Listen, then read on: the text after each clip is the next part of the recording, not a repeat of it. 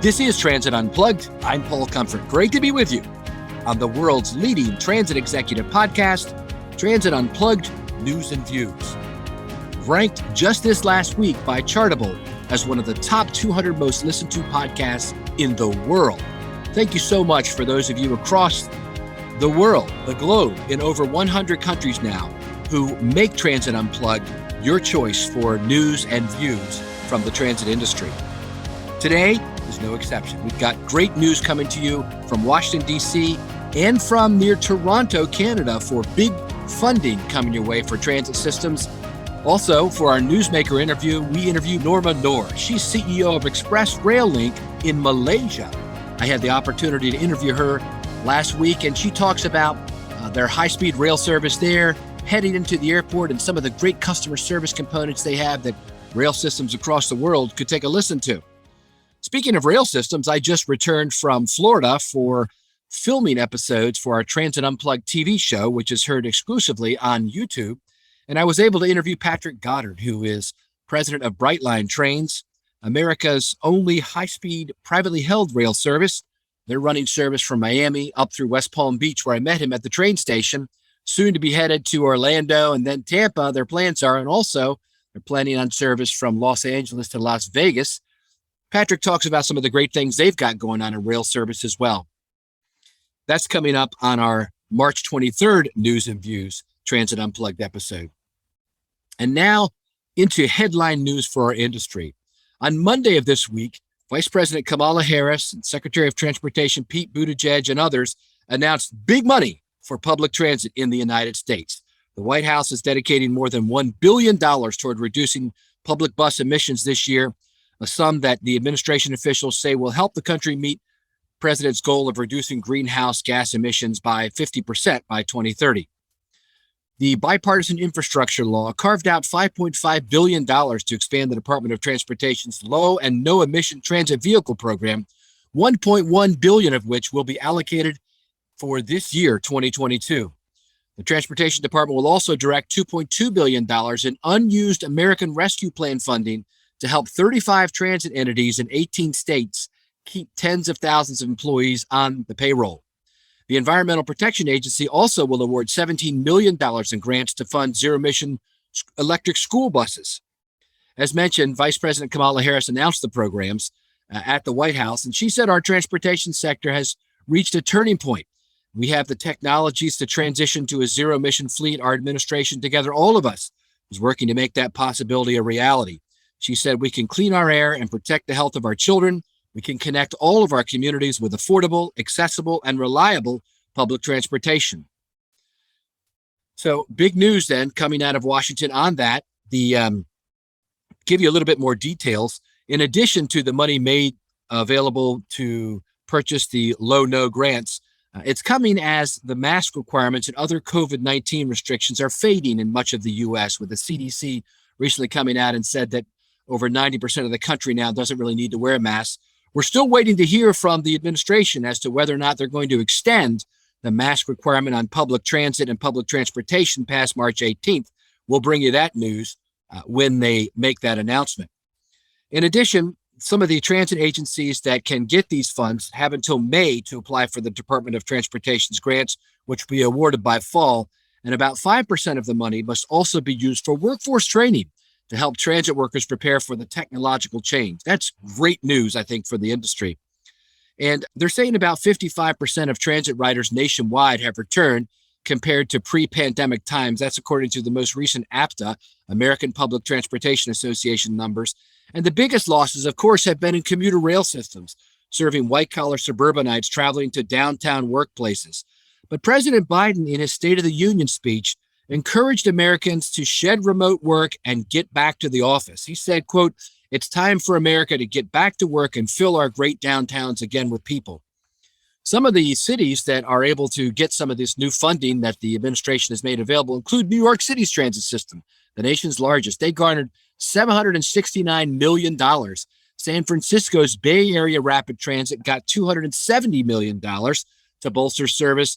Others receiving grants were WMATA in Washington, D.C., the metro system there at $120 million, and Houston got $137 million So big news coming out of Washington for some extra funds to shore up transit agencies across the country.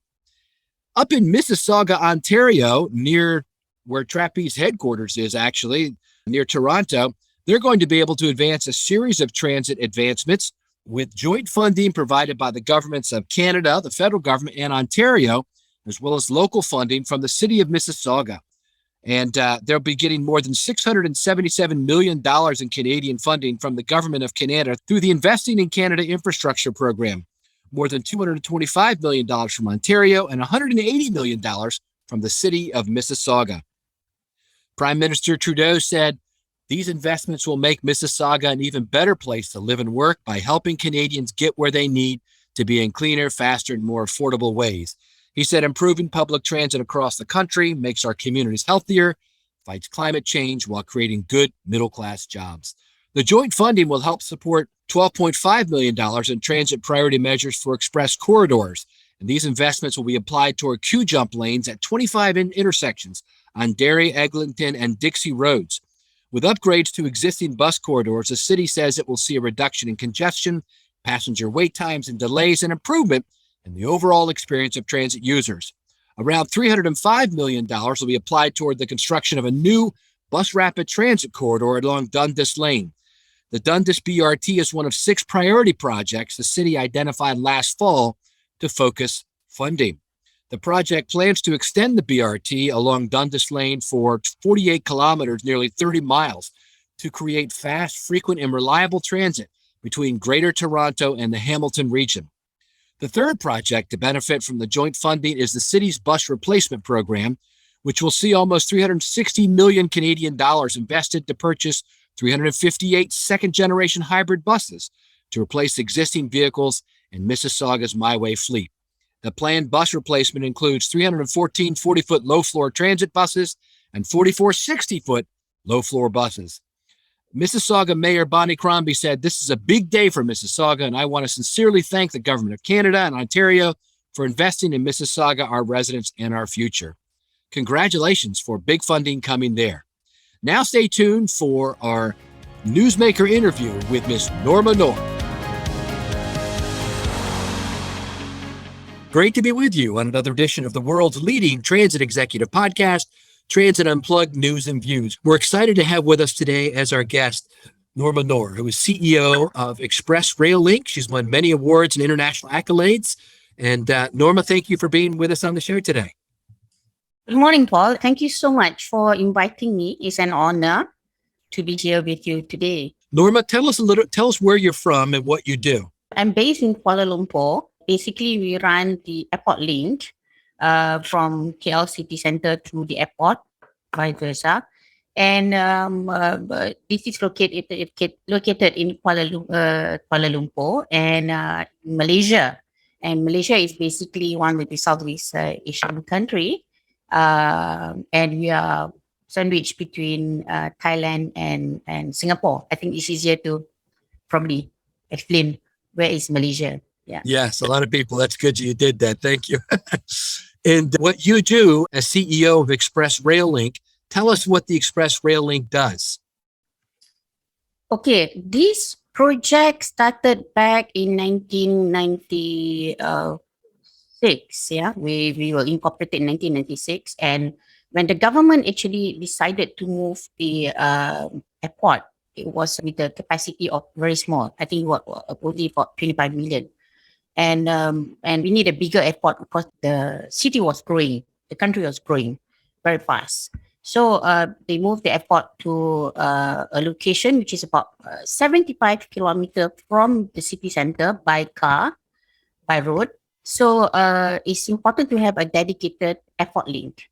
So that's the background of how ERL or Express Rail Link was done. Yeah, and it's a dedicated airport link, 57 kilometer length. We have, and this is a dedicated line. So we run 2 services basically. One is the express, non-stop service, and the other one is transit service for the commuters. So it stops at 3 intermediate stations. It goes from Kuala Lumpur out to the airport? Yes, that's right. And, So, and how many people does it take on a regular basis?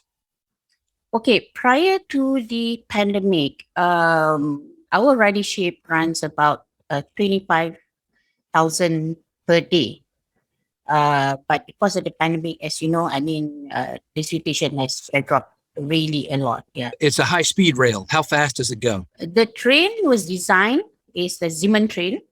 The one you saw at the back, there's a whole train. Designed for 176 kilometer per hour, but we it's cruising at 160 kilometer per hour. How fast does it normally go? 160 kilometer per hour. 160 kilometers per hour. Yeah, that's right. That's right. It's not exactly high speed, as in the the Right. international. Because that's like 100 miles per hour for people in the US. So that's not super high speed. I mean, I used to run commuter train services to Washington, D.C. that went 113 miles per hour. So, but it could go faster if you wanted it to, right? Yeah, yeah, that's right.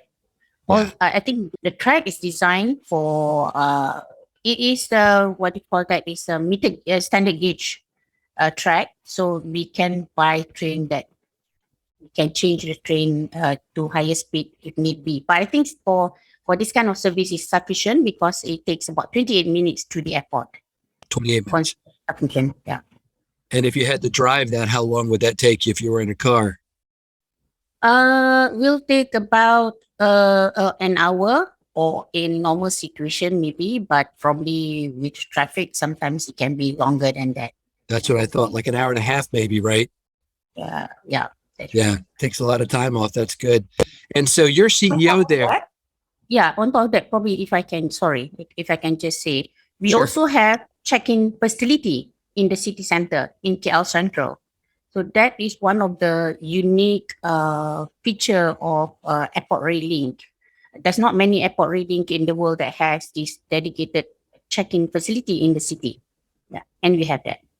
And tell us about that. Describe that to us. So basically, previously we have a few airlines that can do check-in in the city center, especially Malaysia Airlines. We have Malindo, we have KT at one time, and I think Royal Brunei Etihad at one time. But because of the pandemic, the what do you call that? The services has stopped. But there's only in KL that have this check-in facility. I would say the most successful one will be in Hong Kong. They have a lot of airline that can do check-in in the city center. So what happens? People check in, and they just drop the bag, and then they can go and do whatever they want if their flight is later, or can go straight to the airport. So what we do is that we take the bag and put it on the train. It's in a secured compartment and transport it to the airport. And after that, we hand over to the airport authority. So very smooth. Passenger don't have to worry about the baggage at all. So if you got on a train in the center of the city of Kuala Lumpur, you would check your bags onto the train, and then they would also get on the train, and then they don't have to worry about their bags. You transfer them to the airline. The airline puts them on, and they can just go about their business, do whatever they want. That's very cool. Yeah. The one in Europe, there's one in Vienna. One in Vienna. Okay. Yeah, Vienna. CAT runs this city center check-in as well. In Delhi and also in Bangkok, but Bangkok has stopped actually. Yeah. Yeah, that's great. Well, what a great ease of transition to do that. That's great.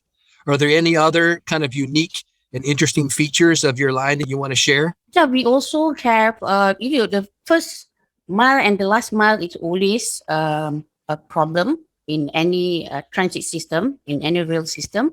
So we also have a similar service offering through a VIP service. So what happened is you book this VIP service online, and then we have a dedicated after the immigration, we have our own counter, and we have we display that we have done this. So we have a dedicated representative, VIP representative, who actually waited for you with a dedicated porter. So the porter will help you take the bag from the baggage carousel and then bring the bag, carry the bag for you. You don't have to carry your bag, and then bring you down to the platform and through your train, and he will accompany you, but not sitting together with you. um, we have the dedicated compartment for VIP service, and basically all the way until KL Central, the city center. And then the porter will help you carry the bag until you reach the dedicated chauffeur service, actually. So we have dedicated service as well for that. And then that's a handover to the driver, and the driver will take you to your final destination. For example, if you book, you can book to the hotel, to your business destination, or we have also extended the service to homes. So you can book this dedicated VIP service. It's one of the unique features that we have. Yeah. So if I flew into the airport, I would get on the train. It would take me to the end of the line, and then there would be somebody there to take me to my final destination. Correct. That's great. Hassle-free. Door-to-door service. Door-to-door service. And the charges is not very expensive, actually. I mean, in Malaysian term. Yeah. It's not very expensive. That's great. You can travel with more than you can travel up to 4 passengers. Because we use a big kind of car, for this service. Yeah. Now, your company operates this under contract with the government. Is that how it works? Yes, we are actually a concession holder. In fact, if I can just give a bit of history of the industry in Malaysia. Back in 1990s, the government wanted to have this connection because I think the country was growing very fast. So it's a lot of congestion in the city. So the government actually privatized the rail project. 4 rail project was privatized back in 1990s, and ERL was one of that. We have concession with the government, 30 years with an option to extend for another 30 years. So we have now 60 years contract or concession period with the government. So it allows us to design, finance, and build this on a privatized basis. So that's how it works. Yeah. You've got time to recoup your investment. Yes, that's right. So you all kind of did the design and the build and now operate for the train, right? Precisely. Yeah. It's just that at the point when then this project was done, it was during the financial crisis. So we have to relook at the whole financing structure and all that. So that was in 1997. And I was involved in the looking at how to make it viable. For me, I think, basic principle of real business, if you look at the whole model of business, real business, it cannot sustain on its own. It cannot it's very difficult to make real project sustain on its own. You need some other elements to make it viable. But I strongly believe there's always ways to make any project viable. You just have to find the correct formula. And we did that with the Express Rail Link, ERL. I think there were 4 privatized projects back in 1990s. Unfortunately, the other 3 cannot sustain. So the government has taken back the project and run as a government-owned project. But we still stand strongly as one of the most successful rail privatization project in Malaysia. Yeah, that's why I wanted to talk to you about it, because could you tell us what is the secret? I mean, what is the way to keep it viable? I mean, you were the general manager for finance, so you came on board and really helped them put this whole package together. I think you're in a good position to talk about it.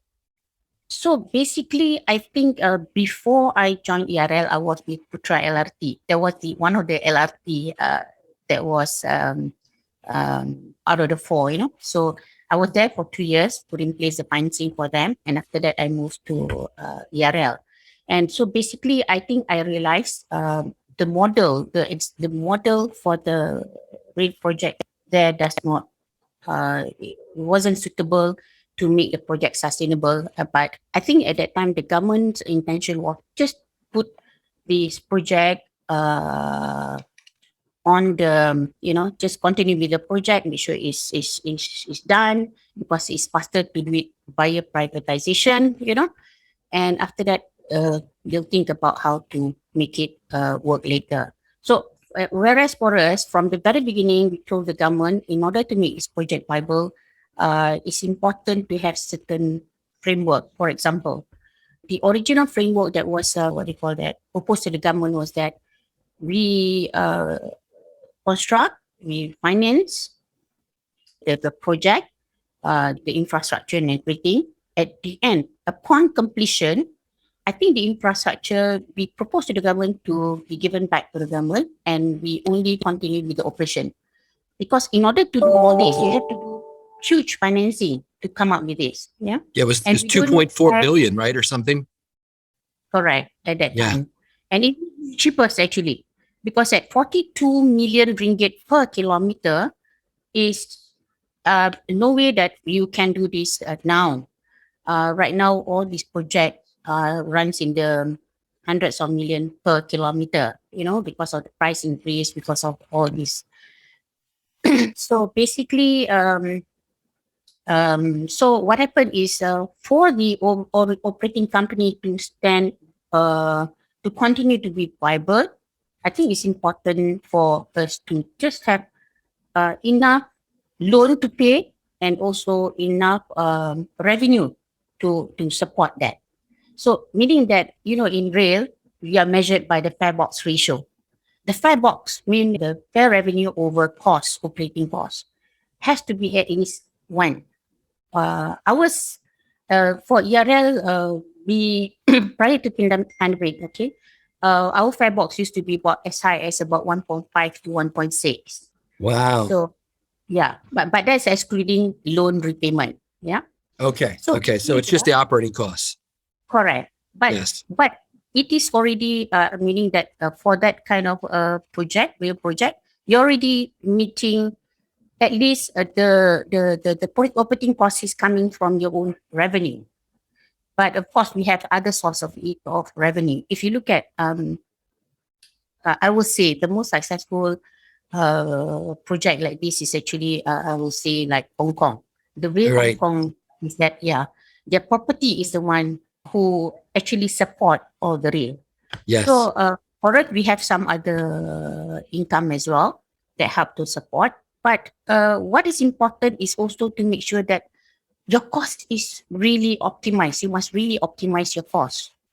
So that's the reason why even during the pandemic, we are able to sustain for now. But of course, through the loan, the bank gave up a loan moratorium, so we could survive. But at the same time, what we have done is that even we have so-called optimize our cost. But during this pandemic, we look at again how much can we do to optimize it further. In the sense that instead of running two dedicated service, we used to run about 237 trips per day. So during pandemic, but the demand has gone very low. During the full lockdown and all that, nobody travels. Right. So the number of ridership dropped to even below 1,000. From the 25,000 per day. So in that situation, we actually combine the service, dedicated and the express, KLIA Express Yes. and KLIA Yes. We combine the service. In the we run only one that stops at every station, and we Right. close the departure for express and departure and arrival. So we save a lot of electricity, and we reduce the service to only about between 36 trips to 77 trips per day, depending on the demand. So we really look at the demand supply level to reduce because one of the biggest cost for rail is actually traction power, electricity cost. Yes. So we reduce a lot of, we save a lot on this. And the government, because we are very much bound by this concession with the government, the government was very kind to allow us to suspend the service during the full lockdown period. I Okay. mean, I think we get a lot of assistance from the government and especially from the bank in Malaysia to help us to sustain during this pandemic period. Yes. And I mean, a couple things that you didn't mention that I'd like to make sure people know is that you have a 99.7 on-time performance ratio. I mean, that's phenomenal. And you've carried more than 90 million passengers. You were named the Air Rail Link of the Year at the Global Air Rail Awards for multiple years. You've been given the Best Operator Award for rail in multiple years. You just have a very high standard of customer experience, innovation, partnerships, and you remain sustainable. You run a sustainable service there. It's one of the premier, I think, higher speed rail lines in the world. Congratulations, Noormah.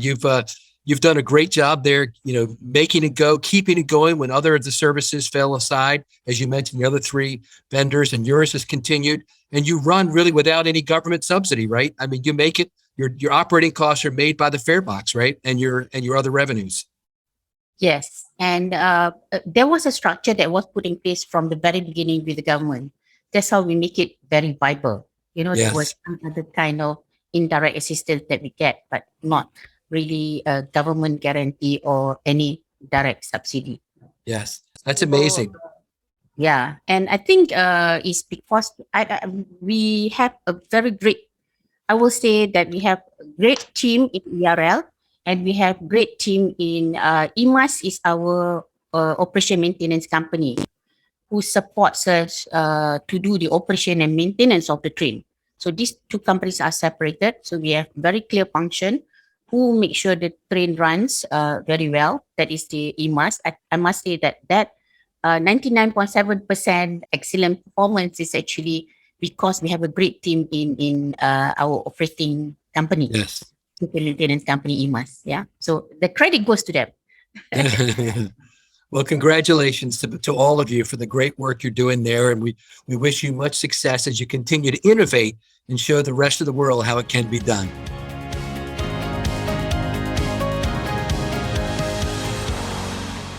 Hi, I'm Elea Carey, a communications consultant who loves working with public transit agencies. Almost every transit organization I hear from these days is struggling to hire. From operators to trades to administrative staff, the market is tight, competition is fierce, and the pressure is on to promote recruitment hard. But casting a broad net by promoting "we're hiring" over and over on every promotional channel you can get your hands on has some quite negative implications, including overwhelming your human resources staff with more applications than they can handle, and bringing in applicants who don't make it through the hiring or training process because they're not qualified. Here are a couple of ways to fine-tune your recruitment promotions to get the right employees. Step 1 is about strong internal communications. You should always consult with an HR staffer when you're planning and pushing out recruitment promotions. They can advise you on exactly how to phrase the roles and duties your organization needs to fill. They also provide feedback on how many applications they're getting so that you can do the step 2 I'm recommending, which is to pulse your promotions based on the rate of applications. That means placing ad buys and pushing out promotions you can pause and turn back on as needed. This is especially important for roles that need a long lead time to onboard, like trades roles with lengthy training timelines. If you'd like to talk more about recruitment promotions or anything else related to communications and public transit, look me up on LinkedIn. My first name is spelled E-L-E-A, last name C-A-R-E-Y. Hi, this is Mike Bismeyer, Regional Sales Director for Proterra, and this is Mike's Minute, where we talk about leadership, mentorship, and kindness with the hopes it'll inspire you to pay it forward. Well, congratulations to Paul and the Trapeze Vontas team for Transit Unplugged being named as one of the top 200 podcasts in the world. As the 2-year mark approaches this month, since Paul first invited me to contribute, I just wanted to say it has truly been an honor to partake and listen and meet many of the top executives that have contributed and appeared on this podcast. Often when I talk about mentorship and leadership in our industry, I mention that the amazing talent, the resources, and the opportunities are out there to learn from our peers at the many industry conferences, trade shows, roundtables, and panels.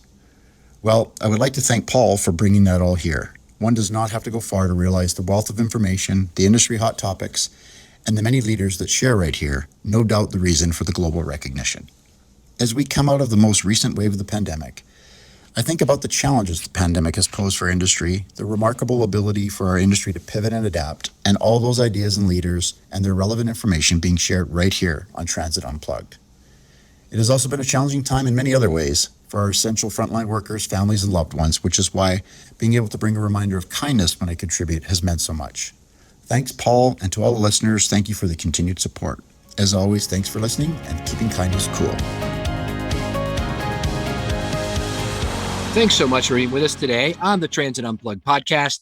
And hopefully you enjoyed that interview with Noormah Noor and the insights from Mike and Elea, as well as our news information up front. And now we take a look at the future of public transportation, what's happening right around the corner. One of the great things happening in our industry right now is that public transportation riders are getting back on the bus, getting back on the train. Capital funds are being spent. It seems like the industry has really started back up after we took really a gut punch, as you know, during the COVID pandemic. And people are starting to think about things other than just ridership as well as the only indicators of success for our agencies. They're looking at policy changes such as adding equity and inclusion into cities and into transit systems and using transit to do that, as well as things like environmental stewardship. All that is being considered now as they work toward kind of reorienting themselves in this new way. I was able to talk to many public transportation leaders in Florida while I visited last week, including Nat Ford at Jacksonville Transportation Authority. And what a great leader. It's always a pleasure to talk with Nat. I was able to meet with him in his office as well as go out to their test and learn facility where we're going to show you in action these vehicles, these autonomous vehicles that they're testing. And I even do some fun things with them, like walk right in front of them when they're going by. I think you'll get a kick out of it. This Transit Unplugged TV show is turning into a real fun part of what we do here. You know, the podcast is now heard in 100 countries, as mentioned, and is ranked in one of the top podcasts in the world now. But when you watch it on video and you get to see, we show you different things and talk to different people than just what you're hearing on the audio podcast. I really encourage you to check it out if you haven't yet. Just go to YouTube. Go right onto YouTube and type in Transit Unplugged TV. 3 words, Transit Unplugged, then the letters T and the letter V. And you'll go to our Transit Unplugged channel on YouTube. And you can watch 2 of the episodes we already have up there. The first one in Las Vegas, the second one from Nashville. The 3rd episode is dropping this Friday, March 11th. And it's going to feature the filming that we did at the APTA Expo, including a long segments from the 5 of the most powerful women in transit live CEO roundtable we did. You're not going to want to miss that. I mean, it was just impactful. People literally had tears in their eyes. It was that moving. You're going to want to hear it for yourself and see it for yourself, as well as interviews with other transit technology leaders. These shows are only about a half hour in length, but they really are professional, some of the best professional now on our 3rd episode going forward with dedicated filming resources and audio. I think you'll really enjoy it. Our April episode will come from my visit to Dubai. And then after that, we'll show you some of Brightline Trains and Palm Tran, as well as JTA and the Palm Beach Transportation Planning Agency with Valerie Nielsen and so many other leaders that we were able to talk to this last week in Florida. Check it out now, right as soon as this podcast is done. Go to YouTube, click in Transit Unplugged TV and see it for yourself. Again, this Friday will be our brand new episode from featuring 5 of the most powerful women in transit. Speaking of powerful women and men in transit, we're going to bring you a lot of them at this year's Think Transit 2022 conference. It's going to be held at the Omni Fort Worth, Texas from March 20th through the 23rd. If you haven't registered to attend, I believe there's still time to do so if you act right away. Just Google Think Transit 2022. Think Transit is all one word, and you can register. We have an executive summit going on for senior executives in the industry. And then on the main stage on Tuesday, March 22nd from 12:30 to 1:30, we're going to host another live CEO roundtable. And I've got news for you. I've got a 5th and brand new member of the All-Star panel, and that is Alex Wiggins. Alex Wiggins is CEO of the New Orleans Regional Transit Authority and a good friend of mine. Has been on the show before. Alex will be now joining us along with Holly Arnold, administrator and CEO of my former agency, MDOT's Maryland Transit Administration. So excited that Holly can make it. She recently was promoted permanently to the job after our friend Kevin Quinn went to TransLink. And Holly's going to bring you what she's doing at MTA in Baltimore. Tom Egan will also be there, my pal from MV Transportation. He's CEO there, based in Dallas, Texas. We're excited to have him on the panel, as well as MJ Maynard, CEO of RTC in Southern Nevada in Las Vegas. MJ's got so many exciting things happening. You're going to want to see her live as well. And Randy Clark, CEO of Cap Metro in Austin, Texas. That's the transit agency for the capital city of Texas. Randy's city just recently passed a $7 billion referendum to adding that extra money to transit. They've got so many exciting things happening there. I can't wait for you to hear it. In addition, Randy, to being on the CEO panel, will also be speaking afterwards in his own session, giving you more in-depth of what's happening there. So looking forward to seeing hundreds and hundreds and hundreds of you at the Think Transit 2022 conference coming up now in just a week or two at the Omni Fort Worth, Texas. And finally, talking about speaking from the main stage, I'm excited to be on the main stage. Coming up this next week on Wednesday, March 16th, I'll be speaking at Smart Transit East in Boston, Massachusetts. At 9:10 a.m., I'll be speaking on the future of public transportation, and I'm going to add in some of the things I learned from my recent trip to Dubai. I was very impressed with the work they're doing there and how they integrate taxi cabs as last mile solution, etc. And they integrate it right into the overall public transit network with their vehicles, being dispatched from the operations control center of the agency. A different approach and very, I think, applicable that other transit agencies around the world can learn from that. So I'm excited to speak to you about that. And then afterwards, after my speaking at 11 a.m. that day, I'll be signing and giving away some of my books, thanks to Vauntus, who's sponsoring it. I'll be giving away copies of my first #1 bestseller, The Future of Public Transportation, and my second one, the children's picture book called Public Transportation from the Tom Thumb Railroad to Hyperloop and Beyond. Make sure you come by and see me. I'll be standing on the trade show floor there, signing books at 11 a.m. that day. Thank you so much for being with us on this episode of Transit Unplugged, where each week on Wednesdays, we bring you a fresh look at what's happening in public transportation around the world and talk to the newsmakers who are making things happen for our industry. That's it for this week. Thanks so much for being with us. Remember to tune in to Transit Unplugged TV this Friday, March 11th on YouTube. Take care. I'll see you on the road. Thank you for listening to this week's episode of Transit Unplugged News and Views with our guest, Noor of Express Rail Link in Malaysia. Next week, as our guest, we will have Mohammed Salim El Ghafri from Oman. Paul recorded this interview when he was at the UITP MENA Expo in Dubai, and we get to learn about another fantastic Middle East transit system. Of course, in a couple weeks, Paul and I will both be at Think Transit, beautiful Fort Worth, Texas. Hope to see you all there. Come up and say hi. We'll be wandering around doing some interviews and things. If you have a comment, question, or would like to be a guest on Transit Unplugged, feel free to email us anytime at info@transitunplugged.com. So until next week, ride safe and ride happy.